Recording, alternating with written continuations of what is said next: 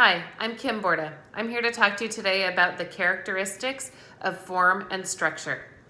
This refers to the terms drawn from traditional, modern, and contemporary sources that identify the range and attributes that can be used to describe works of art and design to aid students in experiencing and perceiving the qualities of artworks, enabling them to create their own artwork and to appreciate and interpret the works of others. The open quality of this term and definition is intentional in its design. It's meant for you as the teacher to determine the set of characteristics and terms that you want your students to focus on and learn about. Some of the characteristics are determined by the style and type of art that you are studying, different media, the genres and time period, the different artists that you're learning about, and the formal qualities of art that you want your students to learn about. Because our artistic language and vocabulary changes with our artistic focus, it's important to determine a list or bank of concepts and terms which will change depending on the artwork, the artist, the genre, the time period, or even the specific skills you're exploring. For example, this painting of the water lily pond in 1899 by Claude Monet can be studied through the lens of Impressionism, European art, mood and message, or the study of texture and color.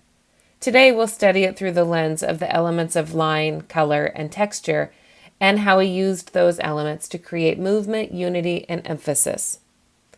I would work with my students to create this word bank or list of concepts ahead of time about what we're studying. So here I have the style and genre of art, the elements of art, and some of those terms and vocabularies. I would spend time looking closely with my students at this painting and focusing on what our noticings are, what our observations are, and really taking time to look closely. Here's a form that I may choose to use. It takes the idea of looking closely and observing an artwork and drawing it in the center. That really asks the students to look closely at the colors and lines and textures and compositional form of the artwork. And then it asks students descriptive questions, analyzing questions, interpreting questions, and also judgment questions. This is the form filled out by one of my students. You can see she's completed the drawing in the center of the bridge over the pond of water lilies. She captured the textural qualities of the water and the water lilies, the roundness and movement of the bridge in the center, and the big looping round background and the different colors she recognized. The descriptive question in the top left was describe this artwork to a friend on the phone who can't see it.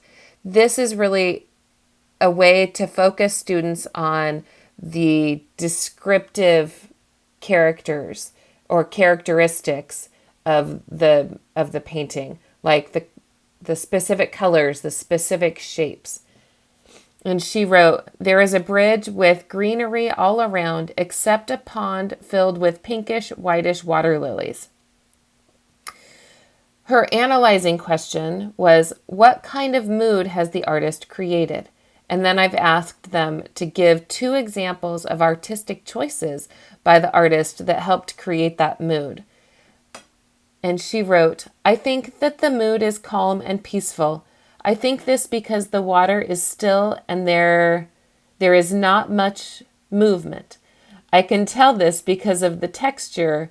The water is glassy. So she captured that very specific piece of the texture to help prove her point that the water is still. Her interpretation question is, what do you think is happening in the picture? So asking them to go a little bit further in questioning what's going on.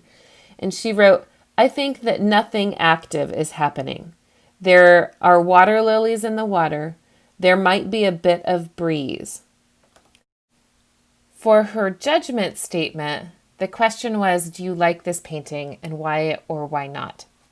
She wrote, I like the front but don't like the back. The back does not look connected in the different sections. I like the mirror effect in the water.